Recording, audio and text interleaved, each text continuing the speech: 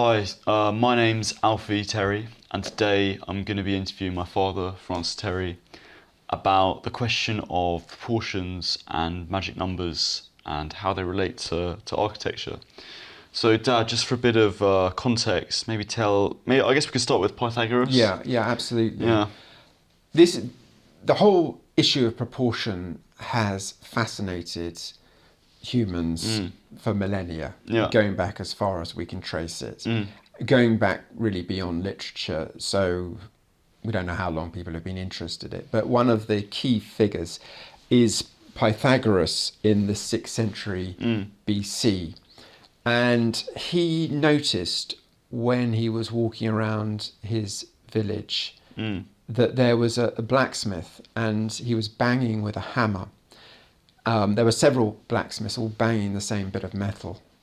And some had big hammers, some had small hammers.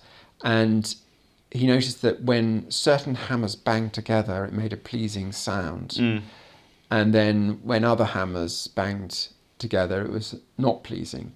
And then what he worked out is that the big hammer would have a numerical relationship with the smaller hammer. So, for example, if you get a hammer that is twice as heavy as another hammer, if they bang a piece of metal at the same time, you'll get the sound of an octave, which is a beautiful sound. Yeah. Then Pythagoras realized that this wasn't just for hammers and anvils. If you get two strings of a lyre, it would have been in his day, and give them the same tension, make one half the length of the other, and pluck them, that's also an octave. Yeah. He then noticed that if you had bells of different size, if one bell is twice the size of another, you also get an octave. Then likewise, if you fill up water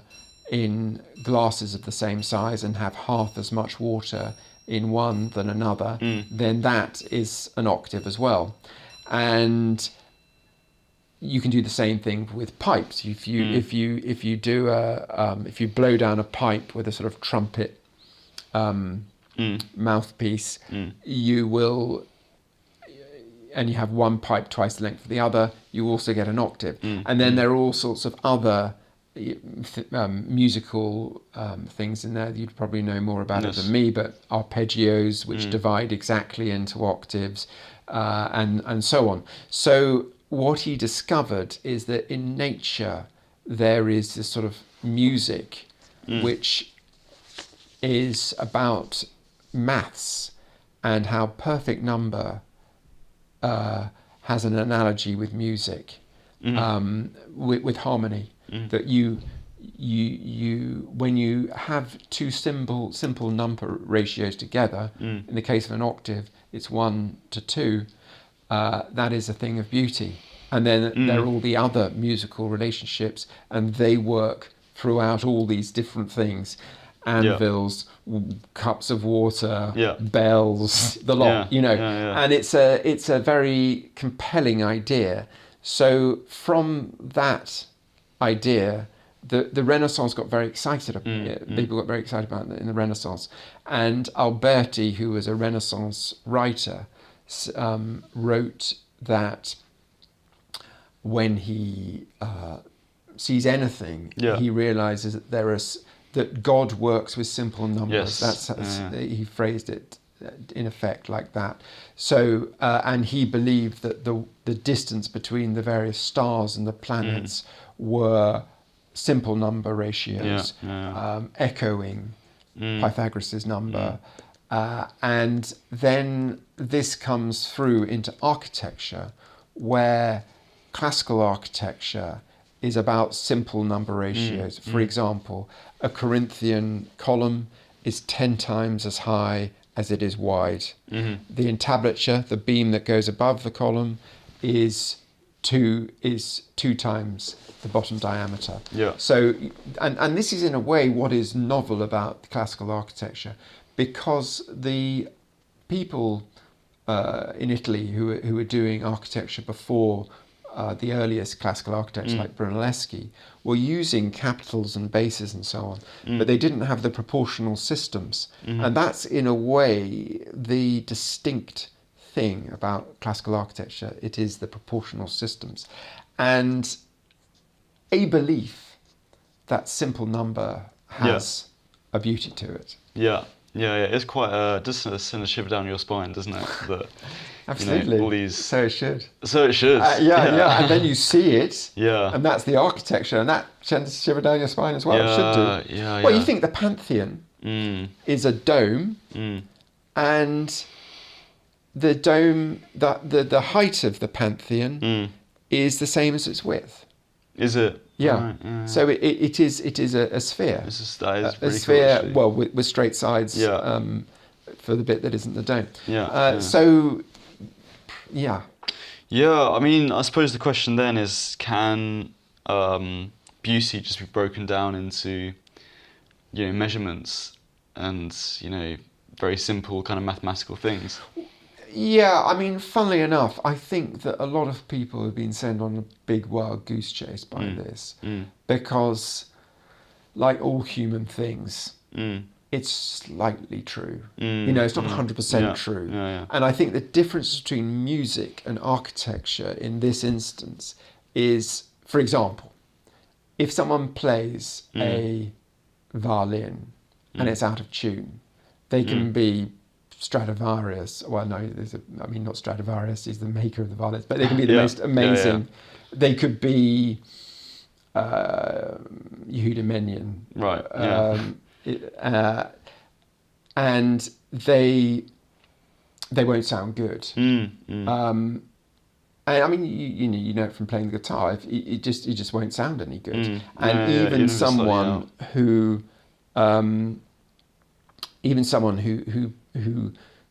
plays the guitar really beautifully, you'll be able to hear, even if it's slightly out of tune, by someone who thinks they're tone deaf. We all can hear it.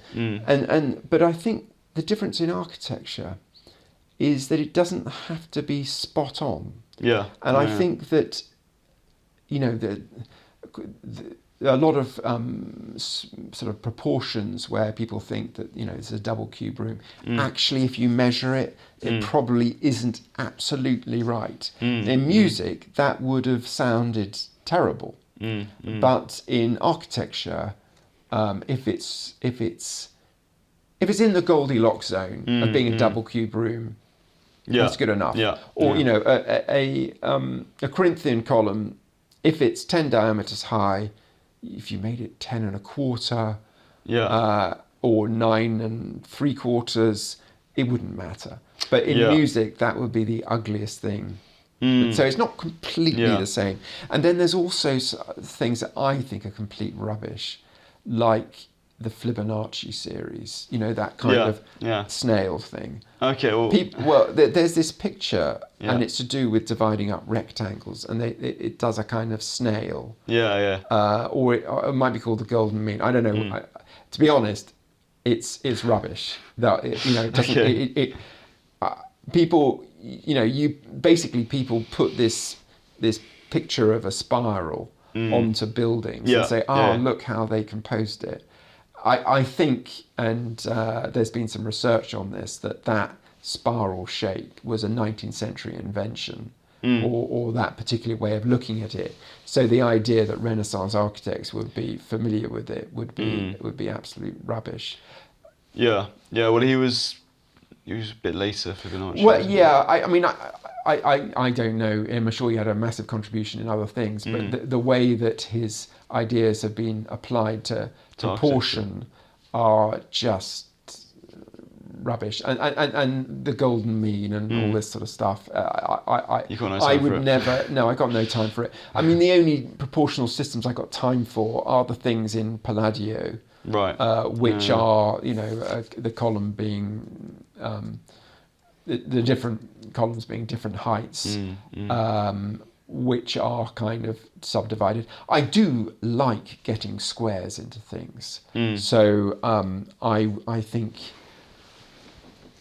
that just gives me a sense of well-being, you know. And I will often, if a room is slightly out of square, I'll make it square, or double square, and partly just to make people's life easy. And I think in a way that was probably one of the motivations. I think Palladio, the people often say, oh, Palladio was interested in Pythagoras and all of this stuff, but I don't think he was. I think in a day before tape measures and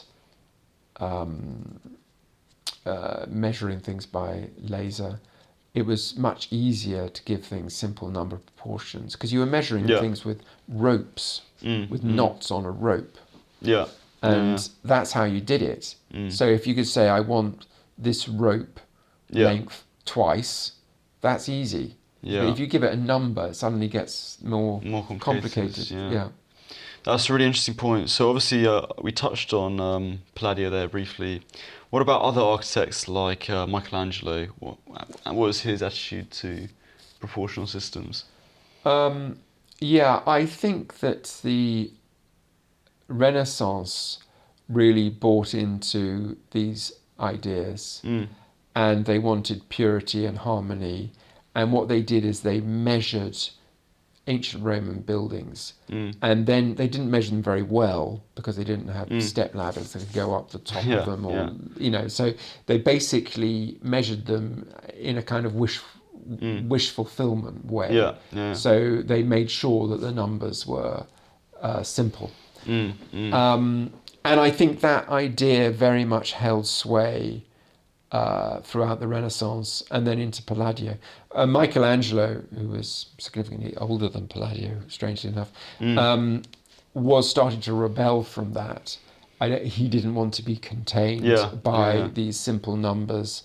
And I think because he was such a revered figure, what he did went, you know. He wasn't in any way nervous of his proportional judgment or anything. He would just say, I'm Michelangelo, I know what should be right. That belief fed into later architects through the Baroque, and actually has come down to modern architects, where they just sort of, there are quite a lot of modernist architects who believe they have this kind of vision of how the building should be proportioned, based on nothing. I mean, strangely enough, I once helped a modernist architect teach, and he was amazed how I could just sit with these pupils and tell them what proportion their building should be. I say, look at Palladio for the proportion of a Doric column. Look at, and he said, you can't do that in modernism. You have to learn it yourself. Right. And it, it's slightly, I always find it quite interesting that the word essay means to try. There isn't really anything you're trying.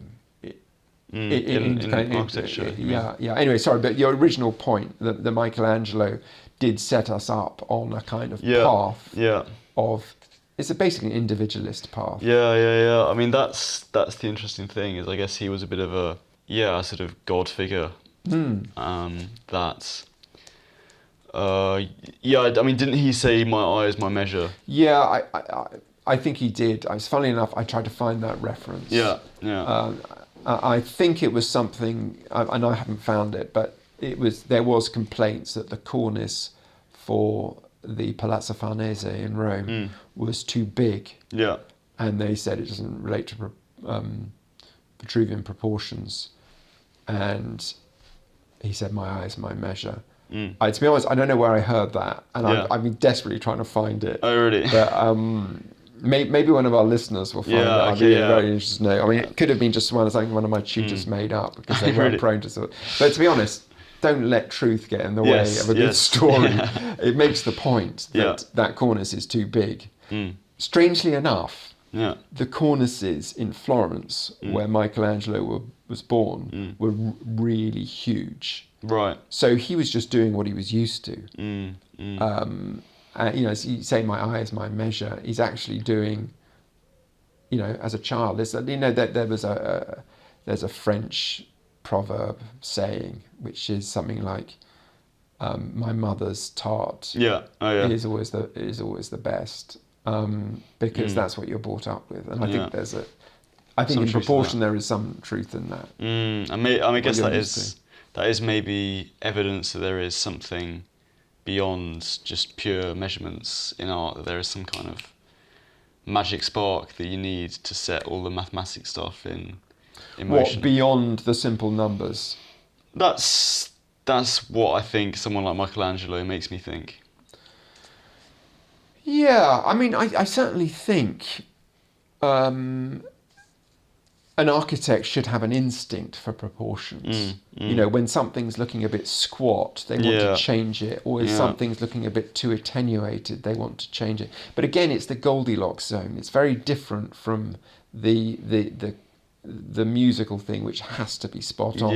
It's saying that's looking a little bit dumpy. Can we just exaggerate it? It is interesting that you have that in music, but not in architecture. What? That kind of you have that sort of grace period with architecture where it can be a few. Yeah. It can be a little bit off. Yeah, so it's a different game. Yeah. Okay, and lastly, I just to wrap this up, we've talked a lot about proportion today, and I think classical architecture does seem to be a lot about. It's very mathsy, and you've got to really get all the proportions right, otherwise it doesn't really look good. So does that? And it's funny because I think we often think of classical architecture as being very sort of curly and ornate, and then the modernist movement came along and it was very, functional and whatever else. But I think in a weird way, classical architecture is kind of more mathematical than modernism. Yeah, certainly the aesthetics are more attainable. Okay. There are pattern books, Palladio, but also later pattern books written in the Georgian and Victorian periods, which basically told people, if you're going to do a terraced house in Liverpool or wherever you like, Hull, London, these are good proportions. And they wouldn't be talking about function about that. It's, you want a big window here, the windows then get smaller as they go up, and then you have a parapet. And I think that's true, and I actually think that's a very good advert for classicism, in that it isn't supposed to be difficult. There are these proportional systems, follow them, they're tried and tested, and it's fine. I think the danger is, and as I was saying about the essay to try, if you're just doing proportions from nothing, like my friend who was a tutor who I worked with for his pupils, every time you're doing it, you're relying on the genius of that architect, which is quite a dangerous thing to do, because there are so many buildings relative to the amount of people, who do them, and I think in answer to your question, there is more maths to it. There's more reliable maths. Effectively, the maths isn't complicated. You don't have to be so inspired. Yeah. That is certainly true. And I guess like we talked about last time, things are you're sort of picking off the back of what's come before, which sounds kind of like you're copying, but I think a lot of art is that, just taking what's come before and completely. No, I think yes, and I think also that thing about, let's say Michelangelo did his big cornice on Palazzo Farnese because he was remembering stuff from his childhood. You're always referring to the past in some way for proportion. Yeah, that's very true. Well, on that note, I think we'll leave it there. But thanks very much for watching. And if you're interested in this topic what we talked about today, you can check out Francis's blog. And yeah, thanks very much for watching.